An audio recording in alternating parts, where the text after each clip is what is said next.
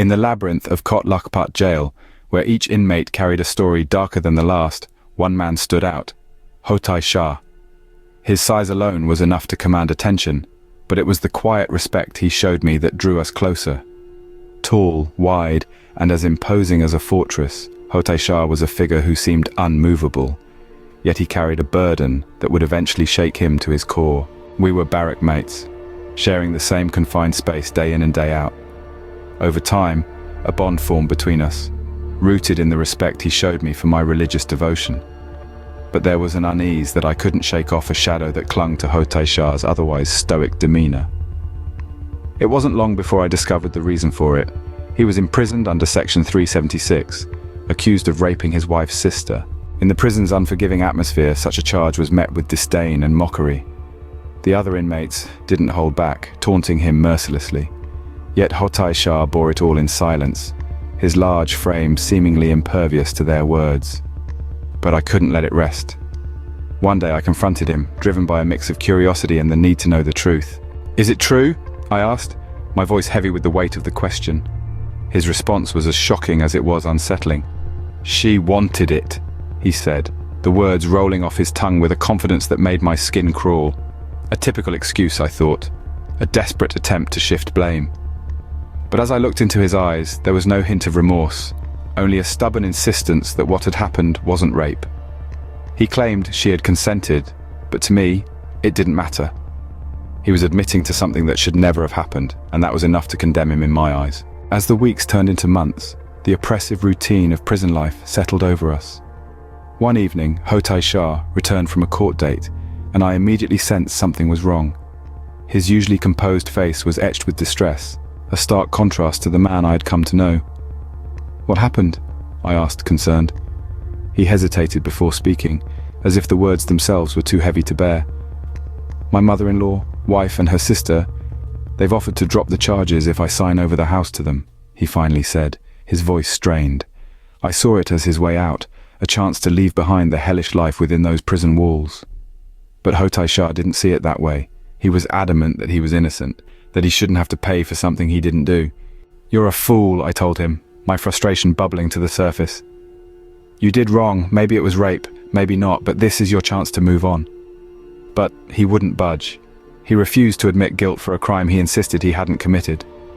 It was a stubbornness I couldn't understand, a refusal to see the simple way out. Time passed, and eventually my sentence came to an end. I was released from prison, eager to put the past behind me.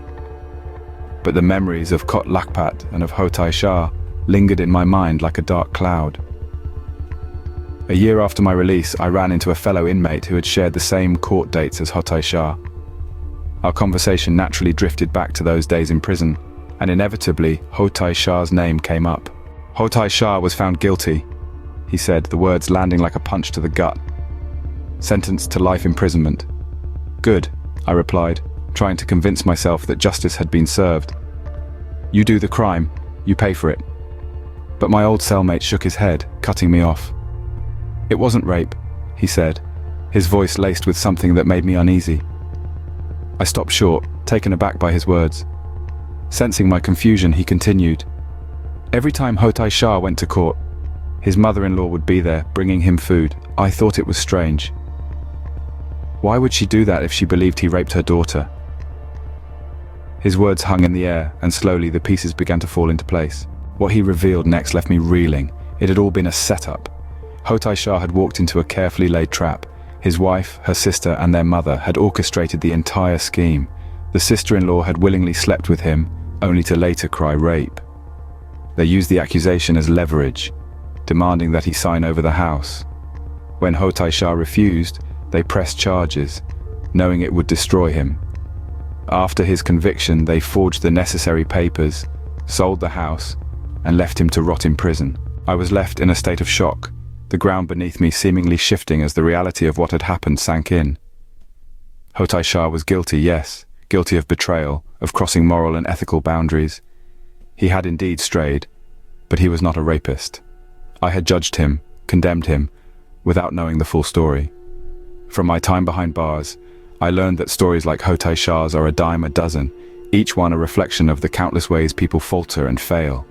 We judge too quickly, labeling and condemning without grasping the full truth. Hotay Shah, a man I had dismissed as guilty, was perhaps the most tragic victim of all, betrayed by those he trusted the most. In the shadows of those prison walls, Hotay Shah's story was not unique. There were many others, men ensnared in webs of deception, condemned without their truth ever being heard. How many more, I wonder, have suffered the same fate, their voices lost to the darkness? Thank you for watching aikdastaan, where every tale is a testament to the human spirit and every voice resonates with the truth as they perceive it.